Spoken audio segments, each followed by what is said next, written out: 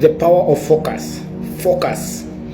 I know I had promised to share with you how long it takes for someone now to know when to focus on, and the process by which somebody identifies what exactly to focus on. I've already covered the latter bit, the bit that tells you or gives you an idea about what to focus on and how exactly to identify what to focus on. And I mentioned growth aspects and scalability. Now those are two things that you can look at to help you to know what to focus on. Now we can look at how long exactly does it take for somebody to discover that now this is the time to focus, or how long does it take for you now to identify something to focus on.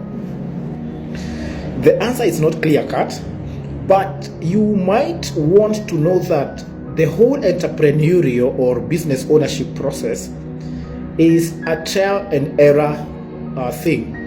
From the word go, the first business that you're going to start, you might not have a very good idea about what it is that you want to do, and this is expected. It is expected that you continue trying, you continue experimenting with many ideas up to the point that you're going to identify one or two ideas that have what we call the growth patterns and the scalability patterns that may make it worthwhile for you to focus on. So, from my experience, it has taken more than 10 years for me to know what to focus on. I have been able to start many businesses. Some have not done well, some have done well. But the biggest lesson I've learned from this is that you have to experiment. You do not have the luxury of saying that this is the one idea that is going to make it all. You have to be delusional, you have to be optimistic in a delusional manner. You have to be able to take all your ideas and drive them with the energy that all of them are probably good choices, or they are good avenues towards sustainability. So others may take less time, 5 years, 2 years, 10 years. Some even take even more than 10 years. But the trick is to ensure that as you continue, you continuously narrow down towards that thing. I want to give an example of myself.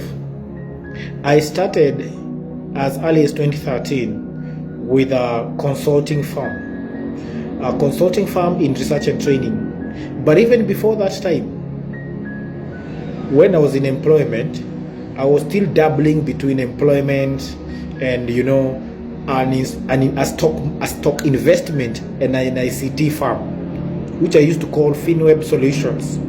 In FinWeb Solutions, I used to handle stock brokerage, and at the same time I used to handle website development. And at the same time I was at work. So this helped me at least to identify what are some of the things that I'm able to do and the other things that I can't do. First and foremost, my background is not in ICT. Yes, I'm IT savvy, but I'm not an IT specialist. Therefore, the much I could do is to source the website development to somebody else. So my biggest job was to actually go and market website development, and then from there on, I give it to somebody who was an expert to be able to do it. And then I discovered that there's one limitation.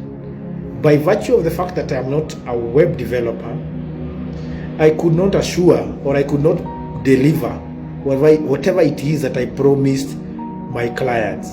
I would promise my client a fantastic website, but with the moment I gave it to my colleague or my partner, due to what we call priorities, probably to not get done in the way that I had promised the client, and so on and so on. So I ended up noticing that is one limitation, that I cannot be able to grow as far as web development is concerned, because I did not have a reliable partner that could be able to develop the websites. Now, the other part I concentrated on is stock brokerage. Now, stock brokerage is very interesting because you get to make money for people Simply you open CDS accounts for them, and then from there on you go to the stock market, you buy shares for them, and you buy for them, and then you get a commission out of that. And I discovered that this business may have some growth prospects, but in terms of scalability, it's a big challenge. I wouldn't be in a position to be able to increase my revenue spontaneously or exponentially without having my own money to trade, or having customers who had big money that would get me some good commissions. So because of that particular reason, I was also faced with a growth and scalability problem, and therefore this now probably made that company fail. And for that company to fail, all I did was just sell it back to my partner, and probably at zero cost. And I told him, just please focus on it, and so on and so on. Now I went back fully into employment, so as to be able now to recollect, and so on and so on. So you see, that is an error, or that is a mistake that I did, and that is something that helped me to learn later on how to focus. Because up to now, I am able now to look back and see the mistakes that I did and get lessons from there. You see, now I'm even telling you the particular lessons that I got is that in one business or one line of business, that's the web development, I could market, I could be able to get clients, but it was difficult for me to assure delivery because I did not have the skill set that would enable me to also deliver even as I also market. Again, as far as stock market and stock brokerage is concerned, I discovered that the revenues were not predictable, and you had to do so much or get so many people, and you'd have to now do so many transactions for you to make something significant, coupled by the fact that there's what you call downturns in the market, and also the emotional fatigue from customers, because whenever the market is going down, now they will tell you sell, sell, sell. Even if you tell them that this is not the time to sell, this is the time to hold up to the time the market is up when you sell, they never used to listen. So you find that there's a lot of emotional fatigue from that. So when you want to focus, and this is the takeaway from this video, focus on something that you can assure delivery. 2, focus on something that can give you significant revenue without you doing so much, and at the same time focus on something that will not give you what you call emotional fatigue. You do not want to kill yourself in the process of trying to achieve an idea. So if you're out there as a business owner, I want you to take this checklist and see whatever it is that you are focusing on, can you be able to assure delivery?